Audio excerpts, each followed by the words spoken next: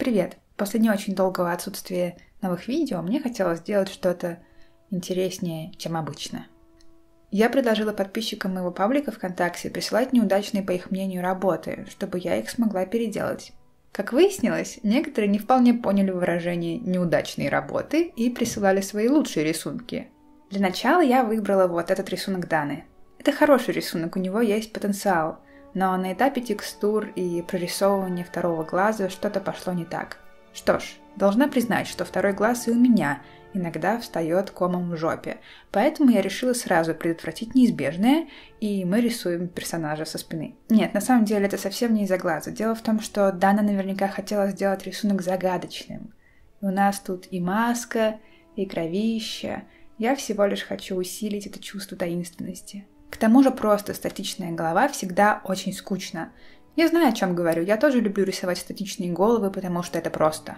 Немножко динамики можно придать с помощью волос, и для этой же цели нужны ленточки от маски.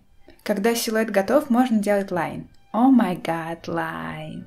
В Procreate я использую обычную каллиграфическую кисть с большим значением стримлайна.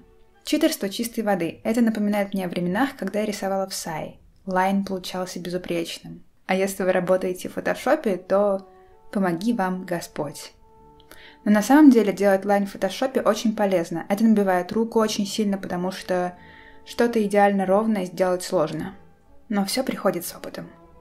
На этапе лайна я слежу за тем, чтобы все было детализировано примерно равномерно. И наступает время покраса. Абсолютно все красное – это, конечно, круто, но еще круче вносить в цвет некоторое разнообразие. Многие мало понимают, какие цвета использовать. Рисоваки просто набирают цвета, которые им вроде нравятся, и красят ими все. Это не всегда правильно. Часто это приводит к цветовому дисбалансу в вашей работе. Если вы не очень понимаете, какие цвета использовать, то попробуйте прибегнуть к готовым цветовым палитрам, которые можно найти в интернетах. Очень хорошо работает ограниченная палитра цвета.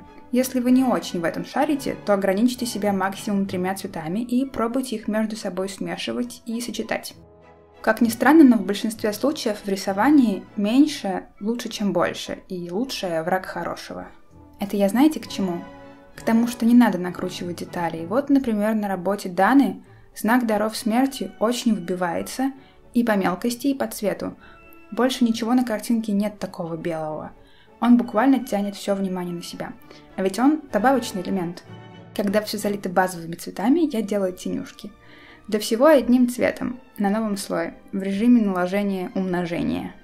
Это дешевый и действенный прием. В итоге при смешивании цветов получаются немножко разные оттенки. Я очень ленивая, и мне не хочется тратить много времени, поэтому на этом все. Я не парюсь с добавлением еще одного слоя теней или света, не прокрашиваю пряди волос. Просто того, что я уже сделала, достаточно. Это могло бы быть классным стикером. И для любителей текстур. Не надо делать их много. В Procreate особо вариантов нет, и я на всю фигуру бросаю шум, крашу лайн, и готово. У меня ушло полчаса на эту работу, и это уже можно печатать на футболку или типа того. Второй рисунок я взяла у Катерины. Она говорит, что все ее работы говно. Но, между прочим, только посмотрите на это. Во-первых, никакого страха перед сложной позой, безупречная и великолепная ограниченная цветовая гамма. Фантастика. Сейчас вы увидите, как и почему я ее испорчу. Я начинаю всегда с эскиза. Учитывается положение на холсте и все такое. Я крутила и вертела фигуру в разные стороны, и в конце концов приняла решение поменять позу и наградить картинку смыслом. Я просто вот там, где было пусто до этого, повесила зеркало. Вау, теперь здесь есть какое-то действие! Когда скетч готов, вы знаете, что происходит дальше.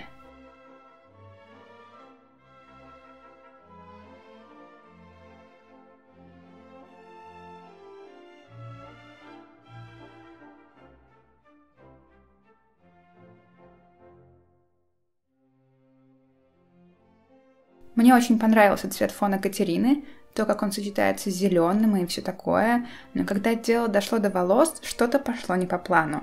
Дело в том, что у меня физическая непереносимость оранжевого. Я даже выговорить это слово не могу. Я искренне считаю, что это самый мерзкий цвет в мире, и я не дружу с людьми, которые носят оранжевое. Какая жалость, он вообще-то недавно стал модным. Цвет волос пришлось заменить, а вместе с ним и детали на белье. Катерина поступила мудро, когда выбрала один и тот же цвет для нескольких элементов на рисунке. Ну а когда волосы красные, то коричневая шуба смотрится отстойно. Упс, все пошло не по плану. Я стараюсь всегда красить лайн, это делает картинку красивее почти всегда. Добавляю ленивые тенюшки, немножко шума и вуаля! Для третьей переделки я взяла рисунок Полины. Мне опять показалось, что его можно сделать интересным, и я была восхищена этими пятнами на кофте и тем, как тяжело было Полине, когда она рисовала челку. И еще этими бирюзовыми веснушками.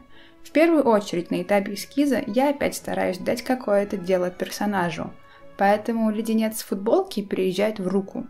Потом я отрезала одну руку нафиг, точно так же, как Полина, только совсем не так. Я очень не люблю, когда на рисунке симметрично торчат два локтя. Локти отстой. Если отсечь изображение жесткой линией, то это выглядит как наклейка. Мне это подходит. Все лучше, чем рваный и резко обрывающийся покрас. Время лайн прона.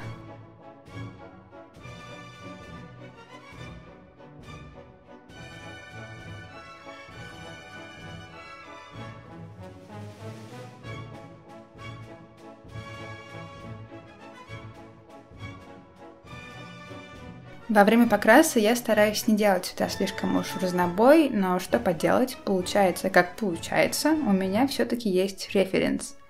Я даже белки закрасила кожаным цветом, как в оригинале, а я так типа никогда не делаю.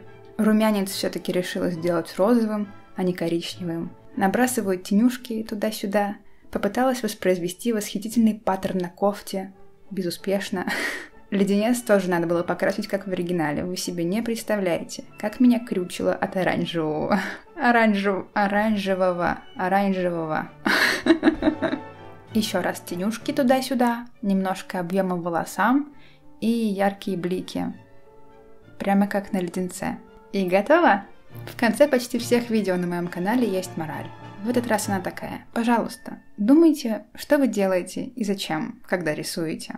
Спасибо за внимание. Поклон до земли моим спонсорам на Патреоне. Их поддержка заставила меня вылезти из-под одеяла и сделать это видео. И еще чувство стыда перед ними. Дайте знать, если вам понравилось это видео. Я сниму когда-нибудь еще одно такое. И если не понравилось, тоже дайте знать. Я тогда так делать больше не буду. До свидос.